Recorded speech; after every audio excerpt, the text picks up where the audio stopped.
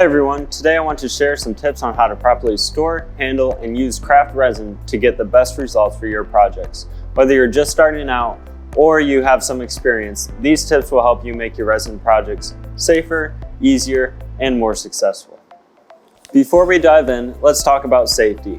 Working with resin can be a lot of fun, but it's important to protect yourself. I always use some safety glasses to protect my eyes from splashes or drips. And I recommend wearing nitrile gloves. They're durable, resist chemicals, and won't react with resin like latex might. Another must-have is a good mask. I use RZ-M3 mask from RZ Mask. It's great for filtering out fine particles and keeping you safe from resin fumes. Now on to setting up a workspace. Resin can get messy, so I always lay down a plastic sheet to protect my work surface. Cleanup is so much easier and it keeps your workspace from getting permanently sticky. Proper storage is a key to keeping your resin in great condition.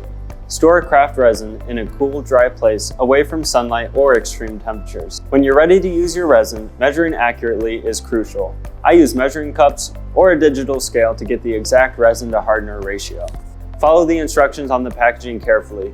Too much or too little hardener can prevent the resin from curing properly. Mixing is another important step when working with resin.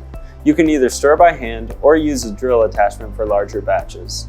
Just be sure to scrape the sides and the bottom of the container while mixing. Stirring too fast can introduce bubbles, so take your time and stir slowly.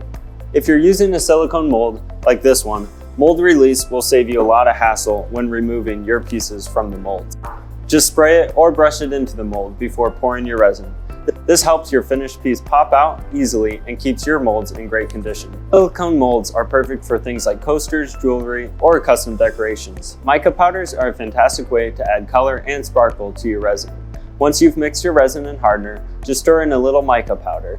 A small amount goes a long way, and you can experiment with different colors to create unique effects. That's it. By taking care of your safety, setting up your workspace, and following these tips, you can make your craft resin projects more enjoyable. If you have any questions or tips of your own, drop them in the comments, and thanks for watching.